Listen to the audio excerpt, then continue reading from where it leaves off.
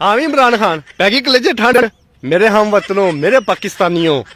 वड्डा आया दीन दा ठेकेदार मैं दीन के लिए ये कर दूंगा मैं गरीबों के लिए ये कर दूंगा मैं गरीबों को घर बना के दूंगा मैं ये करूंगा की कीता तू 3.5 साल दे विच पाकिस्तानियों वास्ते दस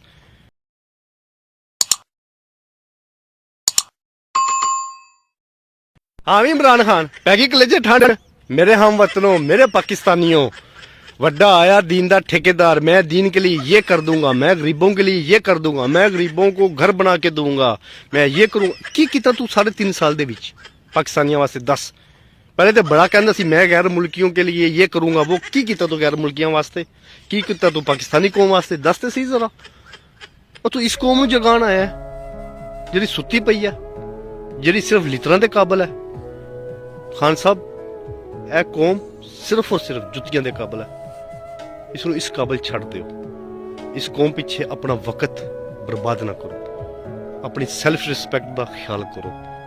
ऐ ते ओह कौम है जिहड़ी मरदी मां नूं दवाई नहीं लैके दिंदी साइकिल दे 100 दियां झांजरां लवा लैंदी है असीं ते ओह लोग हैं जिहड़े उमरा करके आइए घर आके सब तो पहले नेकी दा काम पता किहड़ा करदे हैं अबे जमजम दे विच दूसरे पानी दी मिलावट कर दिंदे हैं तुसीं उस कौम नूं जगाण आए हो खान साहब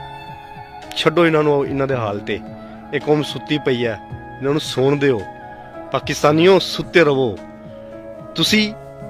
मैं गुलाम इब्ने गुलाम है सानू गुलामी दी जिंदगी पसंद है खान साहब क्यों तुसीं इन्हां दे टाइम ज़ाया कर रहे हो जो भी है खान साहब आई लव यू तुसीं ग्रेट लीडर हो लेकिन ए कौम इस काबिल नहीं